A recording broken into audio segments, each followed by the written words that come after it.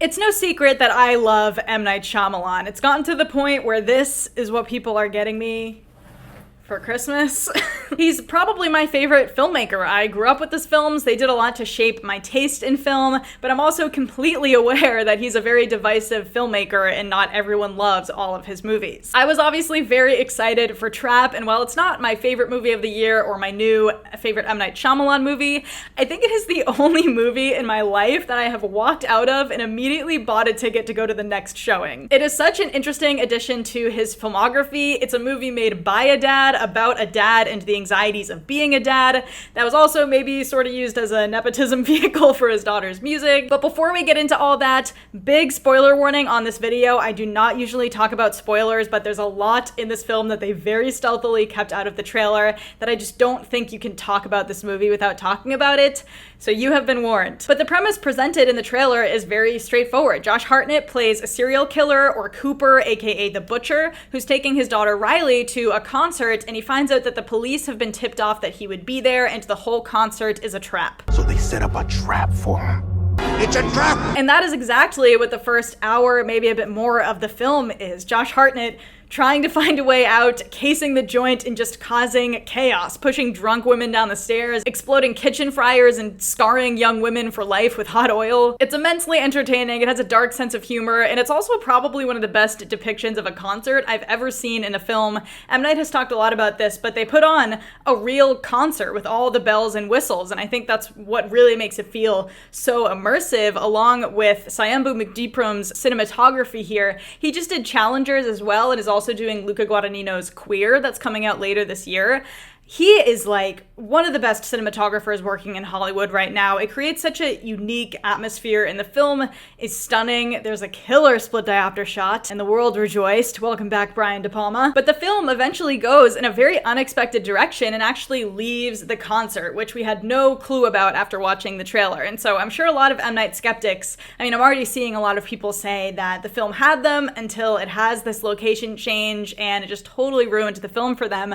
But to me, that's where the movie actually gets interesting and kind of the bit that I really want to talk about. I've talked a lot about M. Night and expectations and the history of his career and the reception to that career, and I think his films are so challenging because they're sort of undefinable, categorizable. He does so many interesting things with genre and tone and pacing while pulling on so many thematic threads that it can almost be overwhelming. But it's their singularity that's so incredible about them. Every single time I watch an M. Night Shyamalan movie, it's like it's the first time. Like I'm discovering and rediscovering things that I hadn't noticed before about how he views the world, and I learned some things about how I view the world. And one of the most common complaints about M. Night Shyamalan films is his dialogue, right? The awkward dialogue.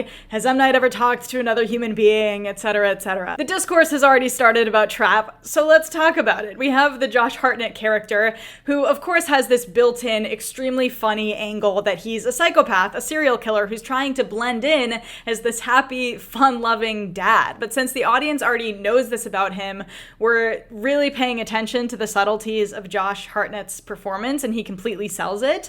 But that's the kind of interesting angle where, to us, it comes across as unnatural because we know he's pretending to be someone else. So I think most people are on board with Josh Hartnett and his performance in that character. And as for everyone else, I personally think this is some of the most naturalistic dialogue that M. Night has written. But at the same time, I agree. I agree that it doesn't feel like these people are from our world that we know. But that's the thing about M. Night's dialogue. It is a stylistic choice. If maybe you don't vibe with it, that's totally fine for one way or another. But at the very least, I hope that we can get to the point where people can give the guy the credit that he knows what he's doing and it's intentional. And I think people can get so preoccupied with whether the dialogue sounds organic that they're not listening to what it's actually saying. Every single line of dialogue in an M. Night Shyamalan film has a purpose. In Trap, like Cooper is telling his daughter, don't let anyone fool you. He sees a vision of his abusive mother and he says about his anger, I thought I was pretending, but I wasn't. And she tells him, I accept you. Everything that Cooper and his wife Rachel say to each other in this final confrontation is incredibly profound as he discovers that it's her who tipped off the police. That's where the script is really hitting that point of his worlds colliding, his serial killing as an addiction, his humanity is breaking through because of his kids. M. Night's optimism and dadness is stronger than the Marines. Like, it is endlessly fascinating that he's chosen a serial killer as, on the one hand, sure, like this really fun vehicle to create a thriller around. Describe trap without using the term cat and mouse, it's impossible. But what's so interesting about serial killers is that they are at this extreme. Like, M. Night has found this as a challenge to take this very inhuman thing, like the most inhuman and unfeeling that we can be, and try to find the humanity in it. It is the most Shyamalan thing that has ever happened. And I love how they portrayed the psychology of that here, but also acknowledged the fact that most serial killers have been abused themselves. I think of all M. Night's films, Trap is most thematically and narratively similar to Split. And the second time I saw Trap, my jaw dropped. Like, it really clicked that we have these two characters who are mirroring each other that have experienced trauma. In Split, it was James McAvoy and Anya Taylor-Joy. In Trap, now Cooper and Lady Raven. Earlier in the film at the concert, Lady Raven notes how her father left her and she had all this anger, but she released it and she released him.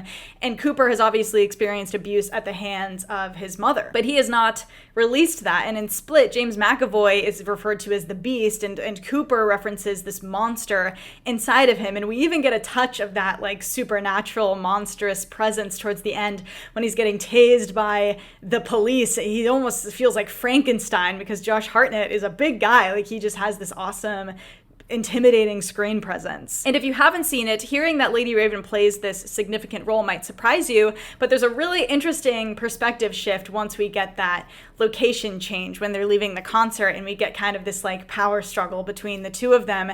It's no longer this bottle thriller or M. Night's Snake Eyes.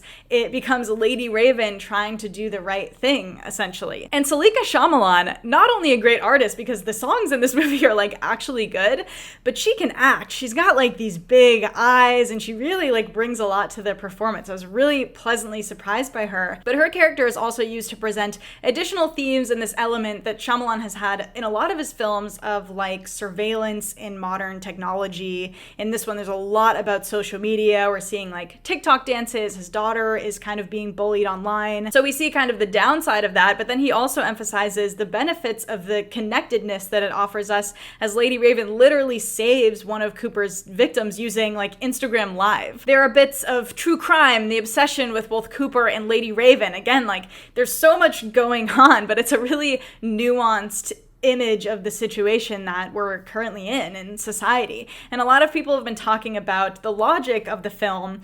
And like, yeah, like there are a couple things where you have to suspend your disbelief, but this film isn't really concerned with being realistic from the get-go. I mean, the concept itself is kind of ridiculous, but I also think that there is kind of this almost satirical commentary here that we saw in something like American Psycho.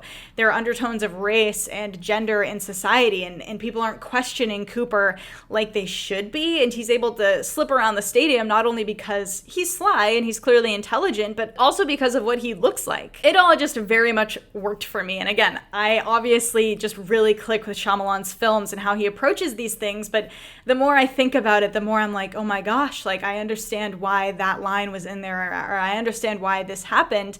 And so even if the execution didn't work for you, there is nothing in this script or the execution that was not intentional. And that's just kind of what frustrates me about responses to M. Night's films. But overall, again, this isn't my new favorite M. Night Shyamalan film or my favorite film of the year. I would say with this one, I wish we maybe got a little bit more of the profiler character played by Hayley Mills. I thought it was really interesting that she is also this kind of like maternal figure mirroring his relationship with his mother. And overall, it just didn't like move me as profoundly as my favorite M. Night Shyamalan films like The Village or Signs. But this is also one of M. Night's like goofier and funnier movies, and it's so clear. Like he said he had so much fun writing this script, and it's so clear that he is just having so much fun making it. He's still running on all cylinders. It's such an amazing genre exercise that I really think everyone should go out and see for themselves.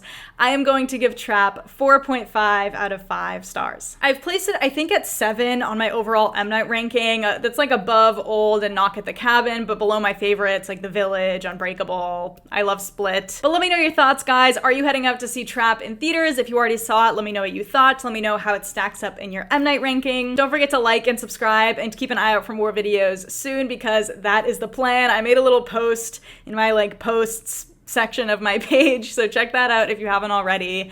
But I love you guys. Thank you so much for watching, and I'll see you in the next one.